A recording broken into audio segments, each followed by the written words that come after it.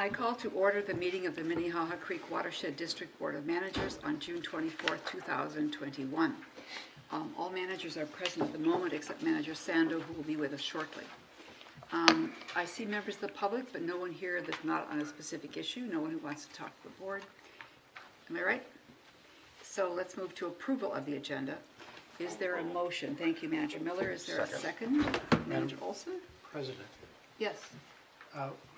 legal counsel would like to ask to add an item as a new 13.1, pushing the administrator's report to 13.2, a closed session discussion of the Schmidt versus watershed of Minnehaha Creek and Orono litigation. Thank you. With that change, all those in favor, please say aye. Aye. Any opposed?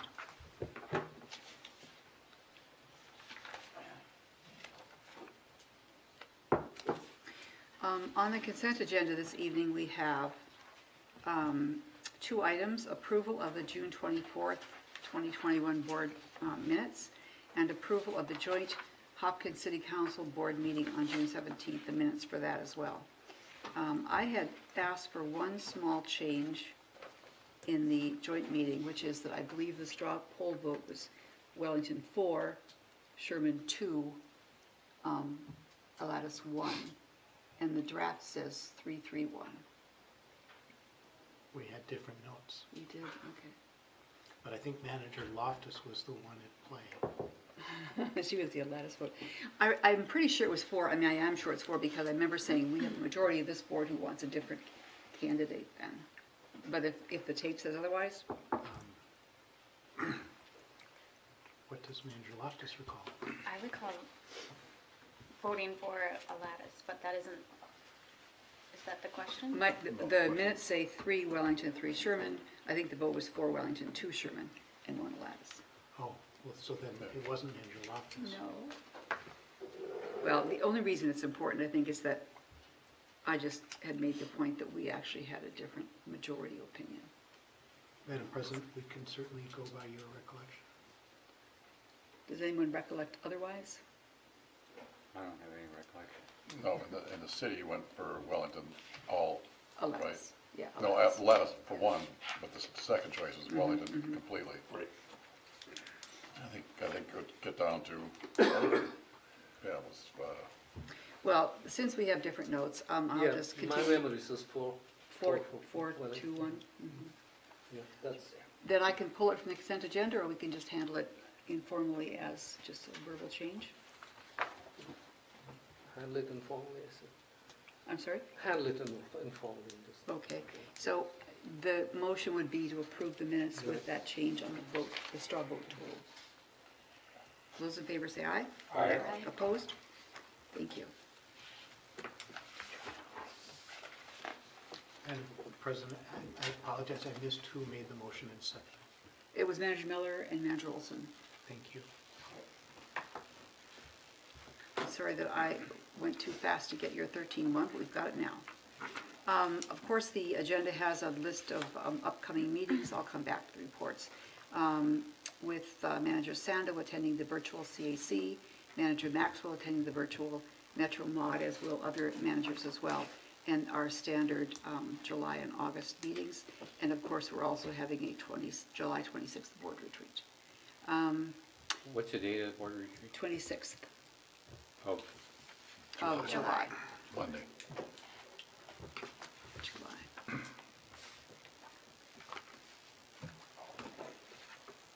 One moment, please. I don't have my notes in front of me.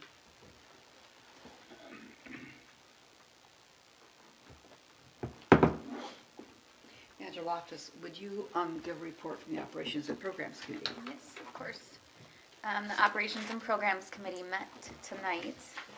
We discussed 2 items. The first item was the 2022 budget, and that's a process that started back in April. No major changes to report, but if there are any interested public, the latest version of the budget we discussed tonight is online in our meeting packets. And then also of note is there's a public hearing on August 26th that the public can participate in. And then the second item for discussion was the pilot phase of our responsive model. There's 4 opportunities that were under review, and we received evaluations and staff recommendations. And there will be a formal policy recommendation coming to committee on July 22nd. That's the next steps for those. Because we're the only 2 agenda items we got through, and we ran late, so we apologize. Thank you. I have a number of meetings to talk about from my report, and of course, some of them other managers were at as well. The Wasserman ribbon cutting, where managers Olson and Hidgebody and Maxwell and I attended. The mayor and manager Olson spoke. Manager Olson talked about Wasserman and Victoria, and then put it in the context of the greater watershed district, the broader context. So thank you for making those remarks. Manager Sando, onboarding for permitting and policy I attended. This is continuing the process of doing spaced out smaller chunks of orientation that seems to be working well. Then last night was a 325 Blake Road community meeting. Managers Miller and Sando beat me there, but there were 3 of us there, and a good turnout. It was a good meeting, I think. And Ms. Blake was there as well. Also attending the Wasserman ribbon cutting was our former colleague, Kurt Rogness. It was nice to see Kurt. The CAC executive team met yesterday, and this is the twice yearly time when I will be attending those meetings according to the new policy we put in place. And going forward, there's a Design Charettes, Metro Mod, the Mod Summer event, and I'll be meeting with Mr. Whisker and Mr. Smith to do planning for the retreat. Those are my meetings. Item 11.1 is Resolution 21047, affirming the developer selection and agreement framework for 325 Blake Road. Mr. Sherman.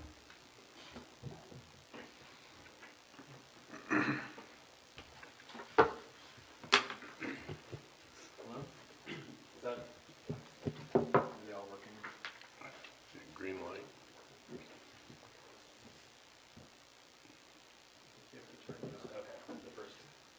First one up.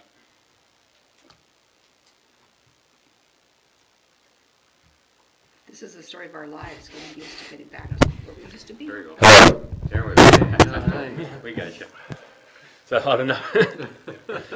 Good evening, Madam Chair and managers. We're before you this evening as we continue our efforts to advance the 325 Blake Road Restoration and Redevelopment Project. In particular tonight, we're beginning to frame the draft terms for the preliminary development agreement between the City of Hopkins, Alatus, and the Watershed District. Following the selection of Alatus as our development partner, the board requested minutes, which we've just discussed, to be developed for the joint meeting with Hopkins City Council, which was held on June 17th. And also subsequently requested that a resolution be developed that would reaffirm that selection and detail out the mutual consideration of the board and the council to facilitate that developer selection. Both those minutes and the resolution are in your board packet this evening, and those will essentially serve as the foundation for the PDA, which I'll use that term now so I don't stumble over preliminary too much this evening. That draft PDA was also distributed to the board, and we will get into discussing that in some more detail shortly. Jay Lindgren from Dorsey & Whitney is here with us this evening and will lead the board through that discussion in closed session. But first, I just want to provide a bit more detail on the few meetings that Chair White just mentioned, which were hosted since the last board meeting. So on June 30th, we held a virtual open house in which we recapped our earlier community engagement, the listening sessions from this spring. And those earlier sessions really focused on people's high-level interests for the site and kind of focused on the site in its entirety. In this latest round of open houses, we drilled down into a bit more detail and asked for people's opinion on specifically what they would like to see for some of the open space elements. So things like the trails, water features, landscaping, interpretation. And we did that through what we call a visual preference survey. and some of you may have seen that at the virtual meeting that was conducted through an online survey. And we essentially show pictures of different landscapes from more formal to less formal, what different types of trails look like, and ask people to rank that on a scale of 1 to 5. Unfortunately, we hit some minor technical difficulties on the virtual meeting, and people were only able to attend by phone, which makes it hard to do the visual preference, but we were able to mostly rectify that and send everyone to that survey online, which essentially covers the same information that we did at the meeting. And thankfully, we had just last night a very well-attended in-person open house. We conducted the same survey, but using an analog system, so big boards on which we had printed out the same survey. And we got over 55 people. 55 people signed in, and several more snuck through and also conducted the survey, but we didn't capture their names. And that doesn't include all of the children who also showed up, some of whom also were able to participate in the survey, which was really great. So whether or not people took the survey online or through this on the board exercise, those results are going to be compiled and will be prepared in time to be presented at the very beginning of the charrette next week. And so in that way, we're able, without the public actually being in the room physically, we've essentially done that portion of the charrette with the public over the last week or so. And so all those preferences will be available for the designers as they start to work with the city and Alatus. I would also like to note that Alatus was in attendance, and they had their own board set up on the other side of the Cottageville Park Pavilion. I wasn't able to hear too much of that conversation, but we were able to sort of refer people to either partner as questions came up, and that sort of served as a soft note opening to our joint community engagement efforts. Chair White also mentioned that we have the design charrette coming up next week, and I just wanted to highlight that we really are viewing this charrette as a major milestone in our design effort. At this two-day event, we're bringing together all of our technical understanding of stormwater and the site, which really has been gathered over the years, but refined with a lot more care and detail by HDR over the last several months. The goal is to take that technical understanding and marry it up with Alatus's preliminary site proposal. And by bringing the reality of our stormwater needs to the plans that Alatus has proposed, we'll be able to, in real time, test and toggle different alternative designs that stick true to both of the visions, but really maximize the benefits for both partners. And hopefully will lead to an exciting site plan that we will deliver.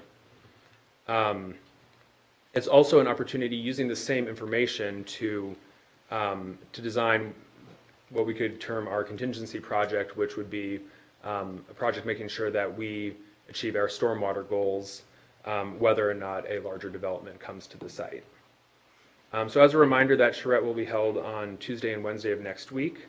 I've received responses from most board managers at this point, and I will send an email later this evening or tomorrow morning just detailing when everyone should plan to be there so we avoid hitting any quorums. So with that, I am happy to take any questions on community engagement or the charrette. And if there aren't any, then I will introduce the closed session topic and we can move into that. Are we going to take the resolution before we go into closed session? We will do that coming out? of closed session. Any questions for Mr. Sherman? Then would you state the reason for the closed session, Mr. Smith? Madam President, managers, at this point, we'd recommend a motion to move the board into closed session for the purpose of developing terms